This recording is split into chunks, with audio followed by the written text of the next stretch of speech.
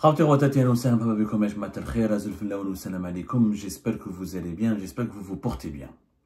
Le 3 mars 2025, France 2, dans son journal du 20h, ce journal du 20h quand même, c'est pas n'importe quoi, c'est l'un des JT les plus regardés de France et du monde francophone, l'un des JT les plus regardés d'Europe aussi, a diffusé une enquête qui a fait beaucoup parler d'elle. Et nous n'avons pas voulu réagir jusqu'à ce que nous puissions récupérer des éléments matériaux qui nous permettent de nous positionner et de vous informer de ce qui n'a pas été dit par France 2.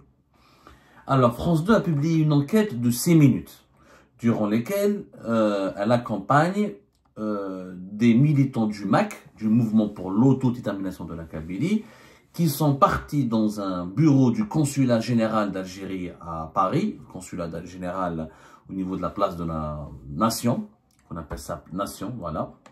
Et à ce moment-là, France 2, elle a, ce qui est remarquable, ce qui est inédit, c'est la première fois qu'un média français enregistre, de façon, comme si c'était de l'espionnage, il faut le dire, enregistre à leur insu des représentants des services secrets algériens au sein même des locaux consulaires d'Algérie. Il faut savoir que le consulat général d'Algérie à Paris, c'est l'Algérie. C'est un consulat, c'est comme si demain, Chourouk ou Nahar vont pénétrer le consulat général de France à Alger, et ils vont enregistrer des membres des services secrets français. Donc ça reste quand même impressionnant.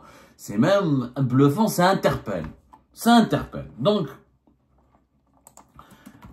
l'enquête pendant 6 minutes, c'est quoi? C'est un jeune du MAC qui a été approché par un certain Mourad Amiri au départ, qui l'invitait à se rapprocher des services secrets algériens au niveau du bureau de sécurité du consulat général d'Algérie à Paris, tout près de la place des Nations. On appelle ça Nation tout court, c'est à côté de Paris. Et c'est en plein cœur de Paris. À Paris, il y a 4 consulats, Nation, Nanterre, Pontoise et Créteil.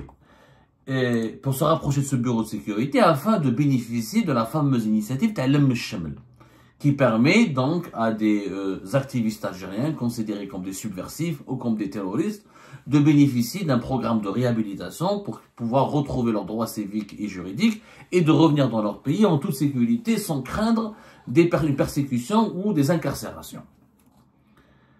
Le sujet est très intéressant. Encore une fois, ce qui est étonnant, ce qui nous a tous étonnés, c'est comment la journaliste de France 2 a pu, en utilisant ce militant du MAC, piéger aussi facilement les éléments des services secrets algériens. Parce qu'on entend dans un bureau les éléments des services secrets algériens en train d'interroger, de pourparler ou de discuter avec ce jeune du MAC. Naturellement, le MAC a, on va dire, échafaudé un plan. Qui a été préparé avec les militants du MAC.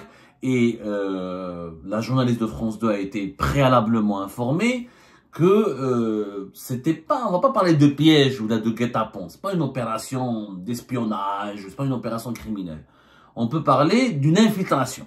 C'est que France 2 voulait infiltrer le bureau de sécurité du consulat général d'Algérie à Paris, au niveau situé tout près de la place de la Nation, pour comprendre comment, et d'ailleurs c'était ça l'intitulé de l'enquête de France 2, comment le régime algérien, le pouvoir algérien, tente de faire taire ses opposants sur le territoire français. Alors, là, nous avons suivi l'enquête, vous l'avez vu, etc. Nous avons entendu les voix des agents dans le bureau de sécurité de l'ambassade du consulat général d'Algérie à Paris, comment ils ont discuté avec le jeune du MAC, avec Mourad Amiri, ensuite il a parlé avec la journaliste française. Donc beaucoup de choses ont été dites pendant ces 6 minutes. C'est une enquête qui est assez dense, courte mais dense.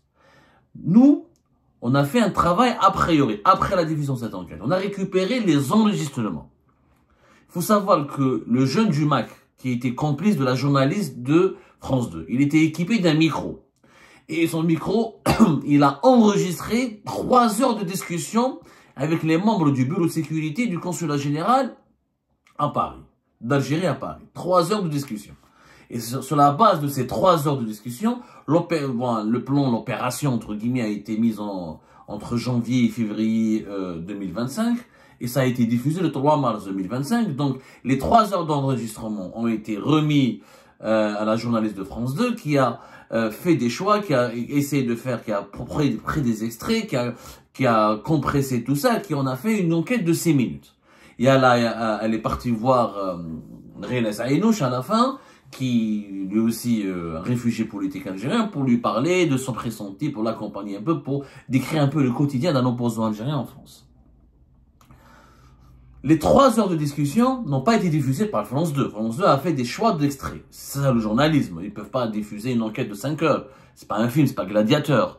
C'est pas non plus une opération d'espionnage ouf, on va dire. C'est pas Faut sauver le soldat Ryan.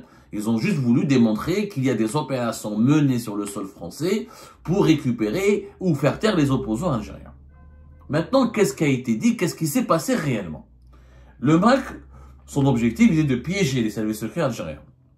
Il voulait démontrer, en utilisant France 2, en faisant en s'associant à France 2, clairement, c'est aussi une utilisation, c'est de bonne guerre, c'est ça la politique. Le MAC a utilisé France 2 pour essayer de ridiculiser les services secrets algériens, pour dire à l'opinion publique internationale et aux autorités françaises, attention, les services secrets algériens opèrent sur le sol français pour récupérer les opposants. C'était ça l'objectif affiché du MAC. Maintenant, l'APS, elle a réagi plus tard. Donc, l'APS, l'organe médiatique attitré de l'État algérien, il parle d'une désinformation. Il a accusé France 2 de sombrer dans la désinformation. Que dit l'APS dans son journal télévisé de 20 h du lundi 3 mars 2025? La chaîne publique France 2 a diffusé un reportage intitulé « Quand l'Algérie veut faire taire ses opposants ». Ce sujet, qui se veut être une enquête prétendue sur une prétendue ingérence algérienne en France, s'apparente en réalité à une opération de communication au service d'un agenda politique bien précis. Ce qui a été diffusé par France 2 est tout simplement scandaleux. Jusqu'à présent, les médias publics français s'étaient toujours défendus d'entrer dans les basses campagnes médiatiques contre l'Algérie, contrairement aux médias contrôlés par Vincent Bolloré, porte-voix des courants les plus extrémistes de la droite française. Les médias de Vincent Bolloré, les médias de Vincent Bolloré, c'est CNews, Europe 1, le journal du dimanche, c'est les médias qui sont de la droite dure, classique et populaire française, qui, effectivement, publient beaucoup de contenu très critique à l'égard de l'Algérie, du régime algérien.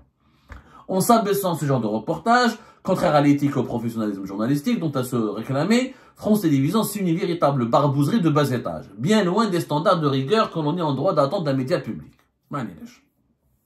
Ensuite, l'APS affirme, pour la première fois, parce que auparavant, personne n'en parlait. C'était un dispositif qui était informel, sur lequel les autorités algériennes n'ont jamais communiqué.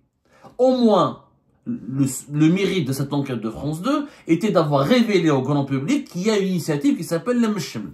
Et jamais le gouvernement algérien ou un dirigeant algérien n'en a parlé. C'était un dispositif informel géré par les services secrets algériens à travers la direction de la documentation de la sécurité extérieure. Ensuite, une fois que les Algériens subversifs ou jugés considérés comme subversifs ou terroristes entraient au pays, étaient aussi récupérés par une sorte de collaboration entre DGSI et des DSE. Ensuite, ils passaient par les juges, les tribunaux. Ensuite, ils sont blanchis et réhabilités. Mais on n'a jamais communiqué là-dessus.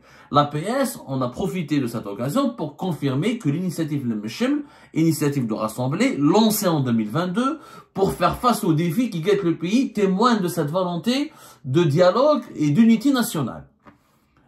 Le président de la République, Abdelmadjid Tebboune, n'a jamais caché son souhait de voir tous ses enfants, où qu'ils soient, contribuer au développement du pays. L'initiative Le Mcheml, lancée en 2022 pour faire face aux défis qui guettent le pays, témoigne de cette volonté de dialogue et d'unité nationale. Il est pour le moins cocasse que la France, connue pour ses opérations secrètes et ses ingérences dans les affaires des pays souverains, tente aujourd'hui de se poser en victime. Donc, effectivement, il y a une initiative Le Mcheml. Elle est confirmée, l'APS, maintenant, a confirmé que c'est Abdelmadjid Tebboune qui l'a lancée en 2022. Enfin, une communication officielle. Maintenant, qu'est-ce qu'on peut dire sur cette enquête? Qu'est-ce qui n'a pas été dit? Il y a 3 heures. Sur les 3 heures, c'est une discussion, c'est une audition, une sorte d'audition. C'est pas un interrogatoire. Alors, pour être clair, il faut être juste. Les services secrets algériens, ils ont parlé avec un opposant du MAC, mais au sein du consulat d'Algérie à Paris. Donc, ce n'est pas une opération sur le sol français. Le consulat d'Algérie à Paris, c'est le sol algérien. Donc, il n'y a pas eu d'ingérence. Il n'y a pas eu d'ingérence. C'est-à-dire que les services secrets français, les services secrets algériens n'ont pas été n'ont pas été pris en flagrant délit de discuter ou d'intimider ou de violenter ou de presser un opposant algérien sur une place publique en France, à Paris ou là à l'extérieur, dans un restaurant ou là dans un cafétéria ou là en pleine rue. C'était dans des locaux consulaires, diplomatiques qui relèvent de l'État algérien et c'est officiellement l'Algérie. Donc il n'y a pas eu d'ingérence. Pour être sincère, il n'y a pas eu d'ingérence. C'est le gars du MAC qui est parti vers le bureau de sécurité du consulat général de l'ambassade d'Algérie. D'ailleurs, l'enregistrement, le micro qui lui a été mis par l'équipe de France 2, il commence à enregistrer dès l'entrée des locaux du consulat général d'Algérie à Paris. Et les 3 heures commencent depuis là. Il demande à voir le bureau de sécurité. Au départ, on lui dit c'est quoi le bureau de sécurité. Ensuite, il y a un gars qui le reconnaît, etc. Il le récupère. Oui, où ça commence l'interview, l'audition. C'est pas une interview, une audition commence. Donc, il n'y a pas eu d'ingérence. Les services secrets algériens n'ont pas mené une opération sur le sol français dans des espaces publics. Première précision importante, pour être objectif. Deuxième précision importante, qu'il n'y a pas eu de contrainte. Le gars du MAC n'a pas été contraint à venir de force au consulat. Il a été invité à se rendre. Il a accepté cette invitation. Donc, il n'y a pas eu de contrainte. Durant les 3 heures, il n'y a pas eu de violence. Il n'y a pas eu de coups. Il n'y a pas eu d'insultes. Il n'y a pas eu d'intimidation. Il y a eu de la pression. À un moment donné, il y a un peu de pression. Donnez-nous les noms des membres du MAC, qui est votre organisation. Mais c'est de bonne guerre. Ce sont les services secrets. Ils veulent obtenir des informations. Je pense que les services secrets français, ou l'américain, ou l'allemand, ou la chinois, ils auraient fait la même chose. À un moment donné, on tente la diplomatie, à un moment donné, on met un peu de pression. Mais il n'y a eu pas de violence. Pas de violence, c'était cordial, l'accueil était chaleureux, l'approche était basée sur la séduction, la diplomatie, la persuasion. Et pour gagner ce jeune, pour le convaincre de quitter le MAC et de collaborer avec l'État, les autorités algériennes, dans les services secrets algériens, pour enquêter et délivrer des informations sur le MAC. Jusque-là, c'est de bonne guerre. C'est de bonne guerre. Il n'y a pas eu, c'est pas une infraction, il n'y a pas eu d'infraction particulière, puisque tout s'est déroulé sur le sol algérien, quelque part, même si c'est pas le sol algérien, mais les locaux consulaires et diplomatiques font partie de il y a la souveraineté de l'État algérien qui s'exerce dessus. Donc il n'y a pas eu d'infraction grave. Le souci qui se pose, c'est que durant ces 3 heures, il y a eu une discussion entre un certain vice-consul, celui qui a interrogé le gars du MAC, celui qui a auditionné. C'est pas un interrogatoire, c'est une audition. Encore une fois, je tiens à signaler qu'elle s'est déroulée dans un climat globalement très serein. C'est présenté comme vice-consul du consulat général d'Algérie à Nation, chargé des affaires juridiques. Et au cours de la discussion, il y a un échange, un débat. Donc l'officiel algérien essaie de convaincre ce jeune du MAC d'abandonner le MAC, de ne plus faire partie de ce mouvement séparatiste et d'intégrer, de revenir au pays, de retrouver une vie normale et de collaborer avec les services secrets algériens pour donner des informations sur le MAC. C'est les arguments, ce qui est gênant, c'est les arguments qui ont été utilisés. Moi je trouve cette initiative géniale. Mais le problème, c'est que on exige aux personnes qui font partie de cette initiative de faire des concessions au niveau de leur liberté d'expression, au niveau de l'activisme politique.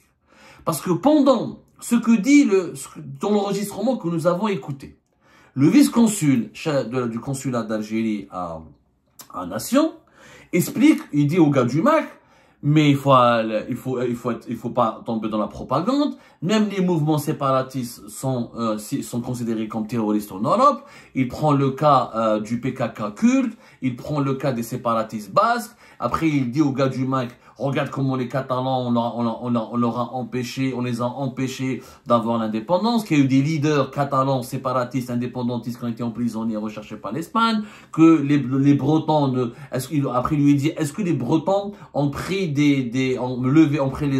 ont demandé la séparation avec la France? Est-ce que les Basques ont demandé la séparation avec la France? Il lui donne des arguments politiques. Après, il lui dit, tu dois rentrer chez toi et faire de l'opposition. L'opposition, c'est une chose, le séparatisme, c'est une autre. Tu peux faire de l'opposition, le RCD, le FFS, ils font de l'opposition en Algérie, personne ne les touche, personne, etc. Mais le MAC, c'est un mouvement, après il parle d'Israël, il parle du Maroc, il a utilisé ce consul des termes extrêmement insultants à l'égard du Maroc et du roi du Maroc, et d'Israël, il parle de Gaza et du massacre de Gaza. Donc tout un argumentaire qui est un discours politique pour convaincre ce militant du MAC de quitter les rangs du MAC et de rejoindre, de rentrer dans son pays, de collaborer avec les services secrets algériens, de donner toutes les informations qu'il détient. Le seul problème, c'est cette séquence. C'est que, en intégrant l'initiative de rassembler, on demande, on leur demande de renoncer à des activités politiques subversives. Alors, le Mchem, attention, je parle de quand il s'agit d'un militant du MAC ou d'un militant de Rachet, parce que c'est les deux seuls mouvements qui sont classés comme terroristes depuis mai 2021. Donc, officiellement, il y a deux catégories d'individus qui sont concernés par l'initiative de Mchem. C'est-à-dire, où tu es subversif, genre comme moi, journaliste indépendant, condamné à mort, on est considéré comme subversif parce qu'on est opposant, il y a des opposants politiques considérés comme subversifs. Il y a des membres des mouvements terroristes qui sont le MAC et Rachet. Pour eux, c'est pas pour les autorités algériennes, il ne s'agit pas de subversifs, il s'agit d'éléments terroristes. Et ces gens-là seront traités autrement. On leur demande de signer un papier dans lequel ils renoncent à leurs activités politiques et de collaborer ou de ne plus menacer l'Algérie. Alors, sur le reportage de France 2, il y a un passage qui dit je collabore avec les services de renseignement et je suis venu avoir ma propre volonté et je n'ai subi aucune contrainte. Avec le passage là, je collabore avec les services secrets. Nous, on a accueilli sur notre plateau une semaine, quelques jours avant le reportage de la France 2, un certain Saïd Yahyaoui, qui a bénéficié de cette initiative de l'Mchem, qui est rentré en Algérie et qui est un ancien militant de Rachet, classé lui aussi comme terroriste. Et sur le plateau, il nous avait assuré, d'ailleurs c'est moi qui lui avais posé la question, que ce passage, il n'a jamais pris connaissance de ce passage. Maintenant, je ne sais pas qui ment, qui dit la vérité. J'ai pas vu le document en question. Mais partons du principe que c'est vrai. Le seul problème, Mourra, c'est que dans le discours qu'on a tenu à ce jeune du MAC, il y a certaines contre-vérités. La première chose, c'est que le MAC est considéré comme terroriste. Et que ces jeunes du MAC qui veulent rentrer en Algérie ou qui veulent bénéficier de l'Mchem, on leur dit dès le départ, vous êtes terroriste et donc vous devez collaborer avec nous pour qu'on puisse vous réhabiliter. Et quand le vice-consul du consulat général d'Algérie à Paris parle du PKK, mais il faut pas mélanger les genres. Le discours, il est dangereux. Pourquoi? Le PKK, il a pris des armes.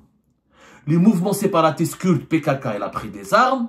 Il y a eu une guérilla depuis 84, milieu des années 80 jusqu'à 2015, qui a fait presque 50 000 morts entre Turcs et Kurdes. Le PKK a pris des armes.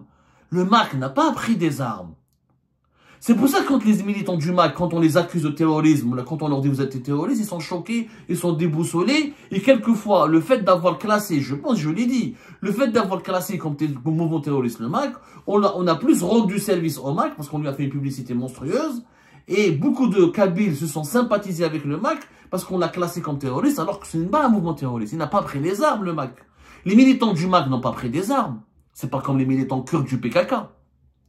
Le jeune du MAC qui partait vers le consulat d'Algérie à Paris pour bénéficier de l'Mchem, il n'a pas pris les armes. Il n'a pas financé une collecte d'armes. Il n'a pas fourni des armes. Il n'y a pas eu d'attentats en Algérie perpétrés par le MAC. Il n'y a pas eu de faux barrages. Il n'y a pas eu de massacres. Il n'y a pas eu de tueries. Le PKK, il a fait des attentats. Il a fait des actions armées. Les séparatistes basques, le TA, ils posaient des bombes en Espagne. C'est pas la même chose. C'est différent. En France, par exemple, il y a un mouvement qui est mouvement séparatiste, le FLNC, le Front de Libération Nationale de la Corse, qui lui, il a posé des bombes, il a posé des attentats. Donc oui, et pourtant, la France ne l'a pas, à chaque fois qu'elle enquêtait sur les actions du Front National de Libération de Corse, quand il faisait des actions armées, elle parlait d'associations, d'actions terroristes, etc.